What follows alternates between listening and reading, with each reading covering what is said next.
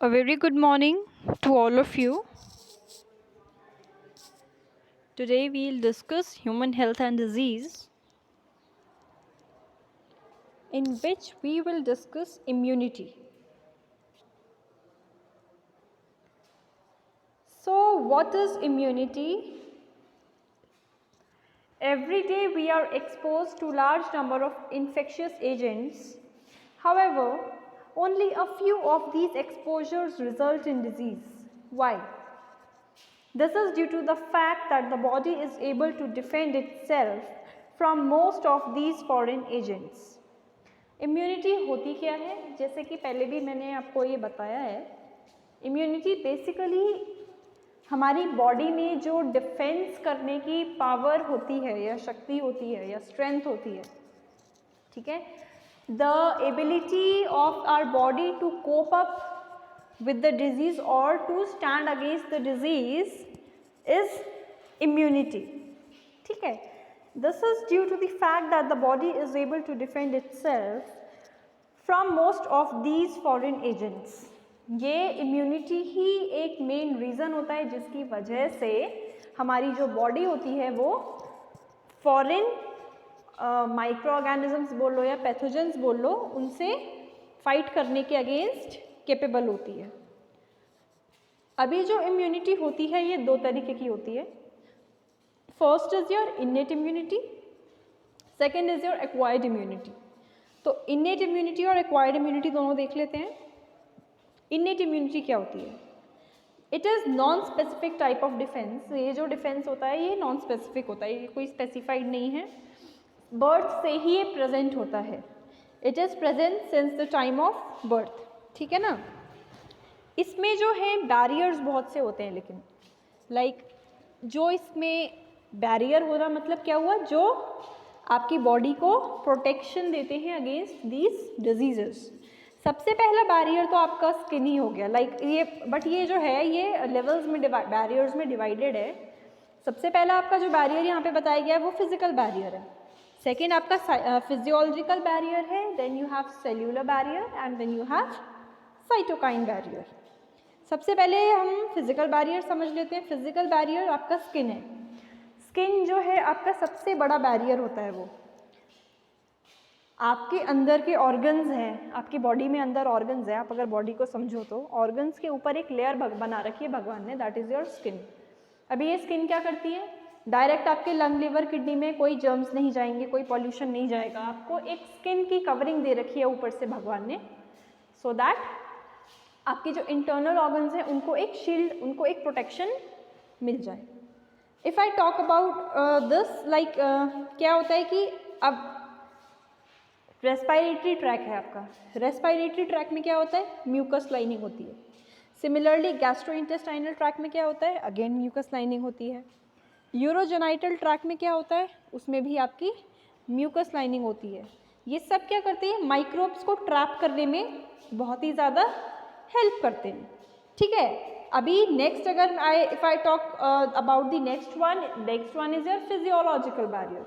Physiological barrier का example अगर मैं दूँ, फिजियोलॉजी मतलब जो आपकी बॉडी में हो रहा है। एसिड होता है स्टमक में, सलाइवा होता है माउथ में, आइज में टीयर्स होते हैं। ये सब क्या करते हैं? ये सब माइक्रोबियल ग्रोथ को प्रिवेंट ही तो करते हैं, ठीक है। नेक्स्ट अगर सेल्यूलर बैरियर की बात करें हम, WBCs हैं आपकी बॉडी में, या जैसे कि WBCs कौन से, जैसे पॉलीमॉर्फो न्यूक्लियर ल्यूकोसाइट्स हो गए आपके, PMNL।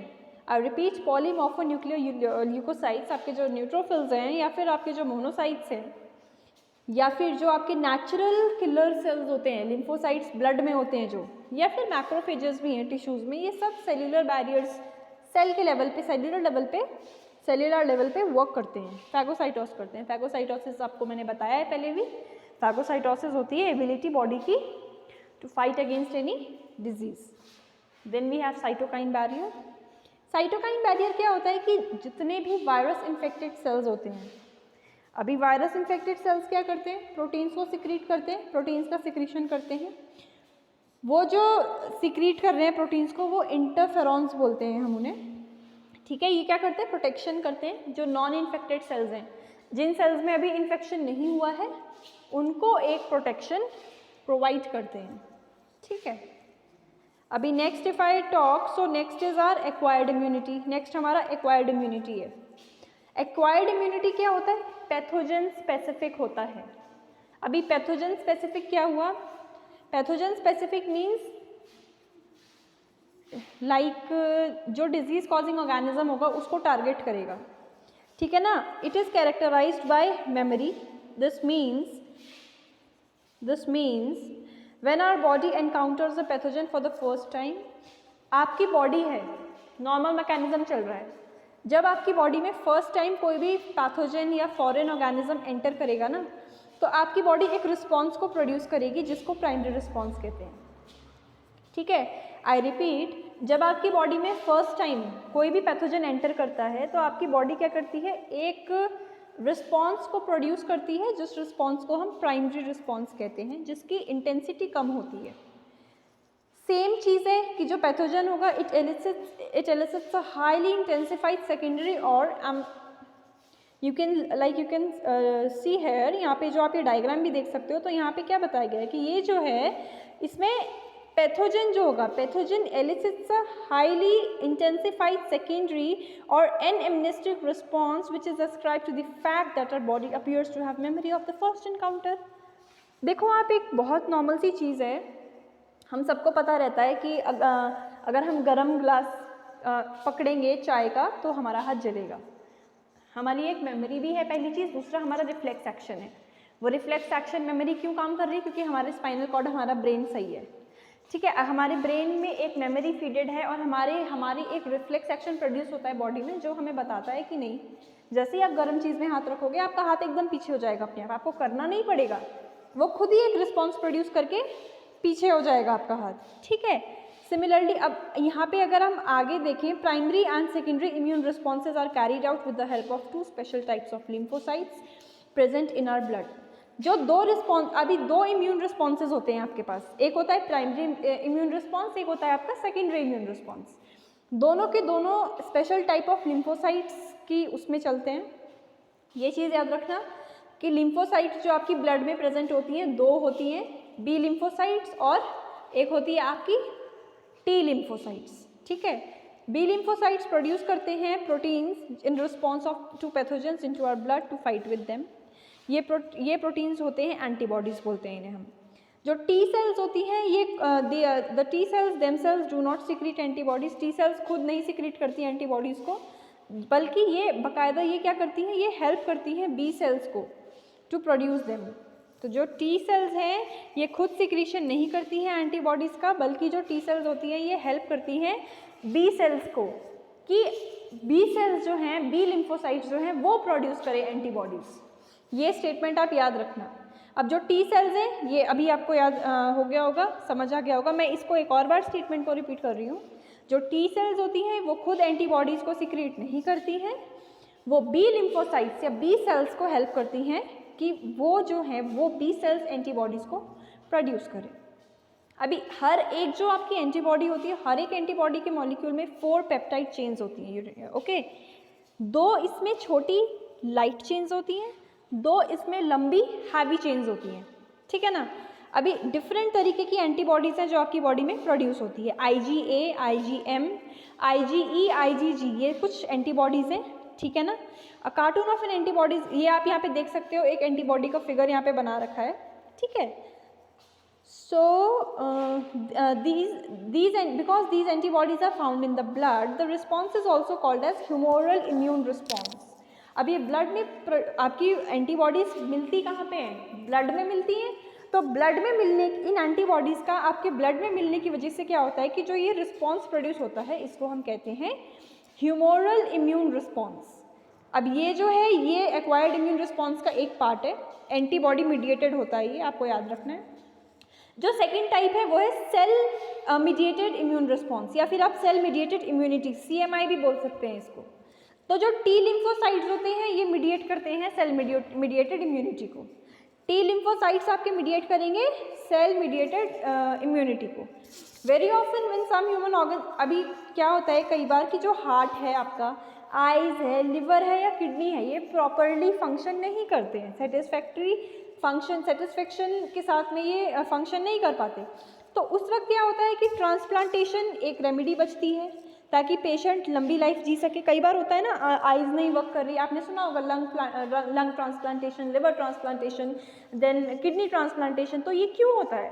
क्योंकि आपके ऑर्गन्स उस तरीके से काम नहीं कर पा रहे हैं जिस तरीके से उनको काम करना चाहिए या जिस तरीके से उनका काम करना नीडेड है।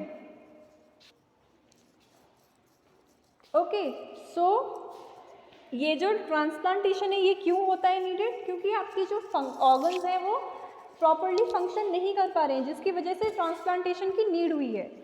ठीक है, so very often when some human okay, so why is it that the organs cannot be taken from just anybody?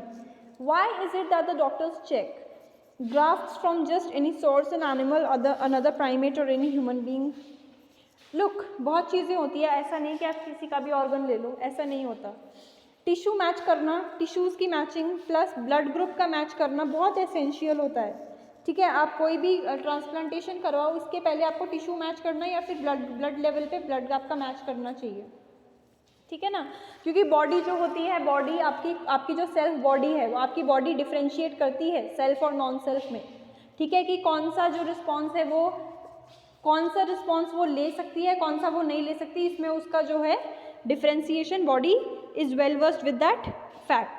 अभी अगर मैं एक्टिव और पैसिव इम्यूनिटी की बात करूँ तो when a host is exposed to antigens which may be in the form of living और dead microbes और other proteins, antibodies are produced in the host body. क्या होता है कि जब किसी भी एंटीजन में कोई भी होस्ट प्रोड्यूस है, मतलब होस्ट प्रेजेंट है, ठीक है ना, चाहे वो लिविंग फॉर्म में हो, चाहे वो डेड फॉर्म में हो, या फिर किसी प्रोटीन्स की फॉर्म में हो, तो एंटीबॉडीज़ प्रोड्यूस होती हैं उस होस्ट की बॉडी में। ये जो एक्टिव और पैसिव, क्या एक्टिव का मतलब आप समझ सकते हो ना, एक्टिव मतलब कोई चीज़ मोशन में है या फिर कोई चीज़ चल रही है, कोई चीज़ स्टेबलाइज है, कोई चीज़ फंक्शन कर रही है। ठीक है, एक्टिव इम्यूनिटी स्लो होती है, इसमें टाइम लगता है अपना प्रॉपर 100% रिस्पॉन्स देने के लिए, इसमें जो होता है टाइम लगता है। लेकिन क्या है कि injecting the microbes deliberately during immunisation और infectious organism gaining access into the body during natural infection induce active immunity. अगर आप इंजेक्ट करा रहे हो माइक्रोब्स को डेलिबरेटली, जानबूझ के, आपने इम्यूनाइजेशन किया, आपने इंजेक्शन लगवाया या फिर ऐसा कुछ भी वैक्सीनेशन किया जिसके थ्रू आपने अपने अंदर इंजेक्ट करवाई माइक्रोब्स को, तो क्या होगा, खुद ही जो है एक्टिव इम्यूनिटी इंड्यूस होगी। When readymade antibodies are directly given to protect the body against foreign pathogens, it is called passive immunity. अभी पैसिव इम्यूनिटी क्या है? जब एंटीबॉडीज़ बनी बनाई हैं और वो डायरेक्टली आपको दी जा रही हैं, वो आपकी पैसिव इम्यूनिटी होती है। ठीक है, the yellowish fluid colostrum secreted by mother during the initial days of lactation has abundant antibodies to protect the infant। जो मदर्स प्रेग्नेंट होती हैं या जो फीमेल्स प्रेग्नेंट होती हैं, क्या होता है कि उनमें मदर्स एक फ्लूइड को सिक्रीट करती हैं जो येलो कलर का होता है, जिसे कोलोस्ट्रम कहते हैं। आई रिपीट, कोलोस्ट्रम सिक्रीट होता है बाय मदर जब उनकी लैक्टेशन की स्टार्टिंग के डेज होते हैं। तो ये जो कोलोस्ट्रम होता है, इसमें क्या होता है, बहुत सी एंटीबॉडीज़ प्रेजेंट होती हैं। जो IgA specific type of antibody है, ये प्रेजेंट होती है और ये क्या करती है, इन्फेंट को, बेबी को प्रोटेक्शन देती है। The foetus also receive some antibodies from their mother through the placenta during pregnancy. जो फीटस होता है, फीटस को भी एंटीबॉडीज़ मिलती है मदर से। कैसे? प्लेसेंटा की मदद से ड्यूरिंग प्रेगनेंसी। ये कुछ एग्जाम्पल्स हो गए आपके पैसिव इम्यूनिटी के। अब अगर मैं लास्ट देखूँ यहाँ पे, वैक्सीनेशन एंड इम्यूनाइजेशन। जो इम्यूनाइजेशन या वैक्सीनेशन का मेन मैकेनिज्म है, ये क्या होता है, ये इम्यून सिस्टम की मेमोरी में डिपेंड करता है। अभी वैक्सीनेशन में क्या होता है कि आप कोई भी एंटीजेनिक प्रोटीन या फिर पैथोजन को प्रिपेयर कर रहे हो, ठीक है, आप वैक्सीन को इंट्रोड्यूस करा रहे हो बॉडी में। The antibodies produced in the body against these antigens would neutralize the pathogenic agents। आप क्या कर रहे हो, आप वैक्सीनाइज कर रहे हो खुद को या इम्यूनाइज कर रहे हो खुद को। तो सीधा सीधा मतलब क्या है इसका, होगा क्या होगा, सीधा सीधा ये कि आपकी जो बॉडी है, आपकी बॉडी में लड़ने के लिए, पैथोजेंस के अगेंस्ट लड़ने के लिए एक स्ट्रेंथ डेवलप होता है। ठीक है, स्ट्रेंथ डेवलप होता है, पैथोजेनिक एजेंट्स के अगेंस्ट आप आसानी से लड़ सकते हो। अब ये जो वैक्सीन्स होती हैं ये क्या जनरेट करती हैं, बी सेल और टी सेल्स को जनरेट करती हैं। अभी बी सेल और टी सेल क्या करती हैं, ये जो पैथोजेंस होते हैं उनको फटाफट से पहचान लेती हैं। ठीक है, पैथोजेंस को ये पहचान लेती हैं। अगर जो कोई इंसान है जिसमें डेडली माइक्रोब्स हैं, उसको इन्फेक्शन है डेडली माइक्रोब्स का, तो क्या होता है, लाइक कोई भी डिजीज़ है आपको पता रहता है। अब ऐसा भी नहीं है कि अगर आपको बुखार है तो उसके लिए भी आपको इंजेक्शन ही लगवाना है। तो ये डिपेंड करता है कि किस तरीके का आपको डिजीज़ हुआ है, आपको उसके हिसाब से वैक्सीनाइज या फिर इम्यूनाइज खुद को कराना होता है। ठीक है ना। अभी if I look here, even in cases of snake bites the injection which is given to the patients contained preformed antibodies against the snake venom. बहुत सिंपल सी बात है, अगर आपको सांप काटता है तो सांप के काटने के वक्त जो हम वैक्सीनेशन करते हैं, खुद को वैक्सीनाइज करते हैं खुद को, तो उसमें क्या होता है कि जो स्नेक बाइट के अगेंस्ट जो इंजेक्शन पेशेंट्स को दिया जाता है उसमें क्या होती है, एंटीबॉडीज़ होती हैं जो कि स्नेक के वेनम, दैट इज़ जहर, सांप के जहर के अगेंस्ट जो वर्क करती हैं, वो वाली एंटीबॉडीज़ प्रेजेंट होती हैं उन इंजेक्शंस में। वो इंजेक्शंस हम पेशेंट को देते हैं। ठीक है। Recombinant DNA technology has allowed the production of antigenic polypeptides of pathogen in bacteria और yeast. Vaccines produced using this approach allow large-scale production and hence great availability for immunization. Example, hepatitis B vaccine produced from yeast. तो it was all about immunity. ये पूरा immunity का जो है आपने पढ़ लिया है, वैक्सीनेशन क्या होता है, इम्यूनाइजेशन क्या होता है। ठीक है, ये दोनों ही चीज़ें जो हैं पैथोजेंस के अगेंस्ट आपकी बॉडी में फाइट करती हैं। कैसे? एंटीबॉडीज़ डेवलप करके। एंटीबॉडी डेवलप होगी तो क्या होगा, वो फाइट करेंगी अंदर की बॉडी में जो इन्फेक्शंस प्रेजेंट है उनसे। ठीक है। देन इम्यूनिटी आपकी दो टाइप्स की होती है, active and passive immunity. Then आपका जो इन्नेट इम्यूनिटी वैसे इन्नेट होती है और एक्वायर्ड दो तरीके की होती है, जिसमें से कि जो इन्नेट इम्यूनिटी है it has certain barriers like physical, physiological, cellular and cytokine barriers. I hope this is understood to you all. Thank you class.